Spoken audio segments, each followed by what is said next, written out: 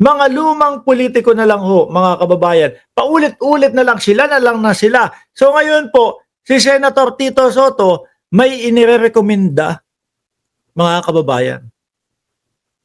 Merong gustong isulong si Senator Tito Soto, ibaba ang edad ng presidente to 35, tapos ibaba natin ang edad ng mga senador daw ho, mga kababayan, 30. Hindi, sa totoo lang ho, mga boss chipamo, sir, lalo na yung mga ganyang edad, fresh na fresh ho, no?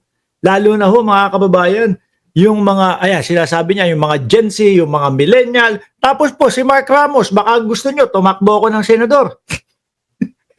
Joke lang ho, mga kababayan, no? 41 na din ho tayo, mga boss chipamo, sir. Eh kung tumakbo ko, kung tatakbo ako, eh di ang tagal ko na hong ginawa.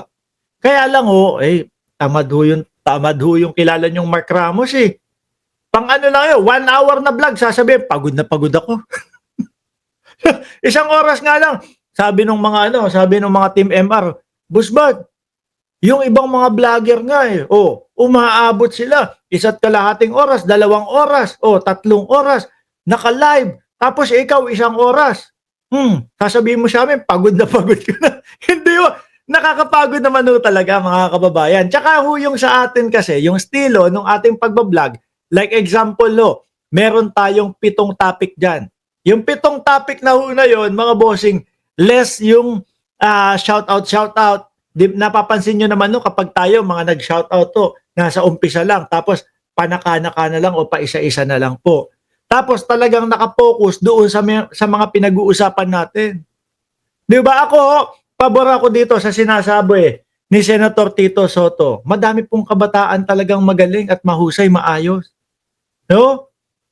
Mag-cite in contempt ka na nun, idol. Naku, sasabihin ko din, boss, kung sinabi lang nung boss ko na i-contempt ka, kinontempt na kita. Mala Robin Padilla ho, mga bossing. Hindi.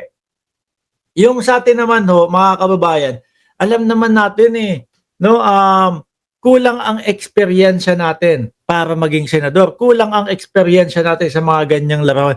Kaya nga hanggang komento lang tayo, ibigay na natin ho sa kanila. Tsaka wala akong panahon para pumasok ng 6 na oras hanggang 8 oras. So sa araw-araw nga na nagtatrabaho ako, 1, 2 oras lang ako nagtatrabaho, okay na ho yun. Sisilipin ko yung negosyo o tapos uuwi na ho ako. Tapos ang gagawin ko na maghapon, ayun, puro marathon na lang ng marathon, puro takbo na lang ho ng takbo sa kalsada. Magagaling ang mga bata ngayon Yung mga Gen Z, mga millennials, magagaling Ibigay na natin sa mga kabataan ang pagpapatakbo nitong bansa, baka puro matino pa ang mailagay natin. At saka ho mga bossing, baka yan talagang yung mga yan gustong mapatino ang ating bayan. Kasi yung mga lumang mga nakaupo na, yung mga nandyan, panay na lang ho pag nanakaw yata yung mga iniisip Panay na lang ho yung kung paano sila magkakaroon ng ganito kalaking yaman. Di ba? Lalo na mga politiko na talaga namang bilyon-bilyon ang ginagastos, milyon-milyon ang ginagastos. Talagang todo ang buhos sa kampanya pa lang ho. Di ba?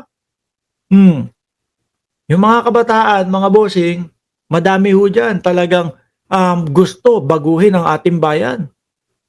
Yung matatanda ho, baka puro pagnanakaw na lang ang iniisip. Paano ko babawiin yung ginastos ko sa kampanya ko? Ganun na lang ho yung iniisip.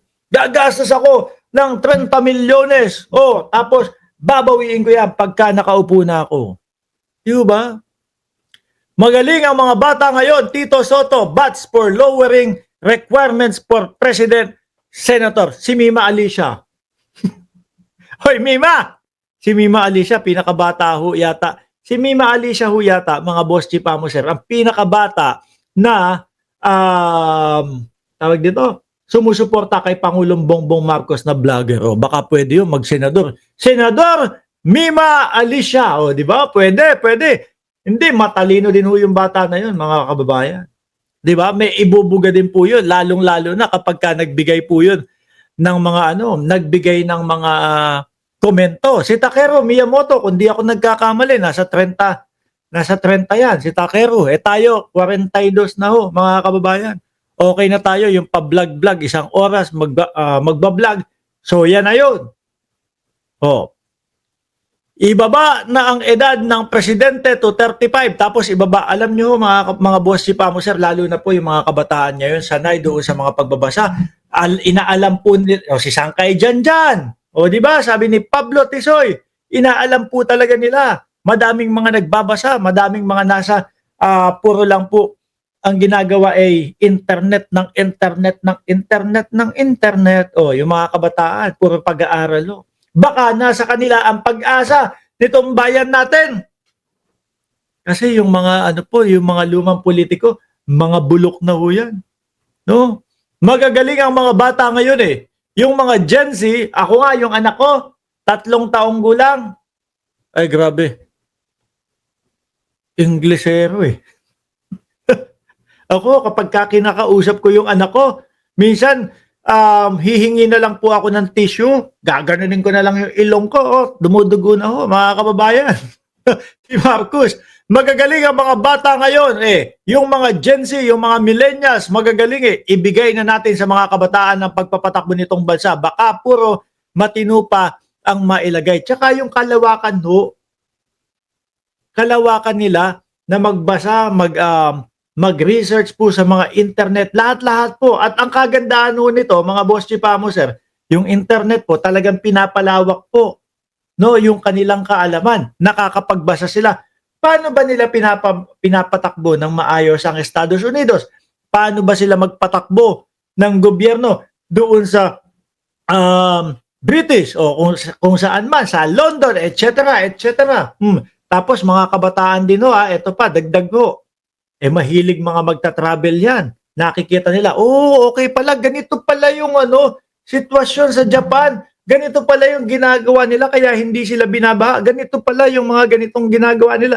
Kaya pala, iwas yung mga lindol, etc. Hindi na. Lahat ho, mga kababayan. Ako, approve sa akin itong sinasabi po ni Senator Tito Soto. Sabi ni Lord Delina, hi, Boss Mark Ramos. Salamat po. Hello po. No? Huwag niyong kalimutan na mag-like. 317 viewers, 320 viewers. 112 ang like natin. Kayo, mga kababayan, bukod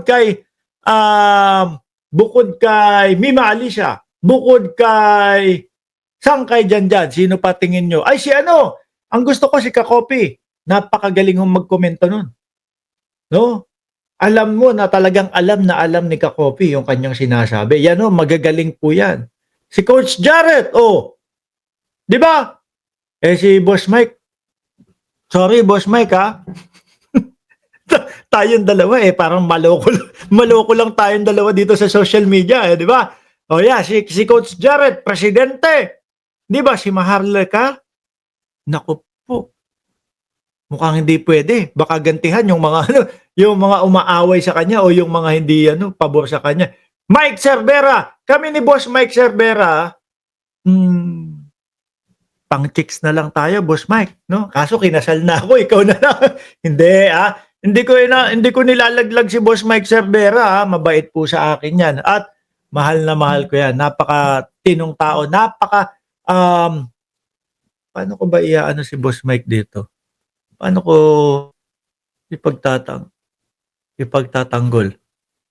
Boss Mike, wala akong maisip Basta, mahal mo si Ma'am Jen. Di ba? Okay na yon. Basta mahal ni Boss Mike si Ma'am Jen. Si Chris Ulo, yan, pwede din ho yan, mga kababayan. Di ba? Grabe tawa ni MR pag manood siya sa'yo, idol. Si Boss Mike, malakas mang asar lang yan. Pwede na kami yung mga siguro. Si Attorney Enzo Recto, pwede presidente. Kami ni Boss Mike, bodyguard na lang kung sino man doon sa mga kaibigan natin ang papalarin na maging senador o kaya presidente. Okay na kami nun ni Boss Mike, no? Biruin nyo ang gugwapo ng mga bodyguard. Di ba? Kunyari si Takeru Miyamoto, yung maging senador. Matalino din ho yan. Tsaka well-researched din po yan. Kapag ka nagbablog, si Takeru Miyamoto, senador. Tapos ang bodyguard niya, si Boss Mike Cervera tsaka ako, tapos nasa likod si Sangkay Janjan. Ay, ibang klase. Hindi, kidding aside mga kababayan, totoo naman po, matatalino ang mga kabataan ngayon. Okay, at pabor ho ako diyan sa pagbaba kung sakali ng edad ng magiging presidente at mga senador. Dahil po ang nakikita natin, etong mga iba, eto hong mga, ito, yung mga matatanda, puro kurakot na lang yata ang iniisip niyan, mga kababayan. No?